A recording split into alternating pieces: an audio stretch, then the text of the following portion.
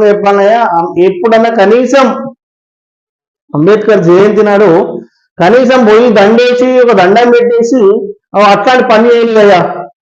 మన దళితుల్ని ముఖ్యమంత్రి చేస్తా అన్నాడు, ఇది చేస్తా అన్నాడు, అది చేస్తా అన్నాడు, ఏది చేయలేదు. ఇక మళ్ళీ మా దళిత బిడ్డలకి 3 ఎకరాల భూమి ఇస్తా అన్నాడు, అది లేదు. ఇక అన్ని చేసేసాడు, తల నరుకుంటా అన్నాడు, ఇక ఏది లేకపోయింది.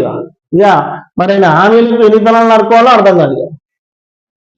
ఇక దండం పెట్టలే, ఇప్పుడు జపం చేస్తున్నాడు. వాస్తవమే, ఇక గవర్నమెంట్ పోయే వరకలా జపం చేస్తున్నాడు సార్.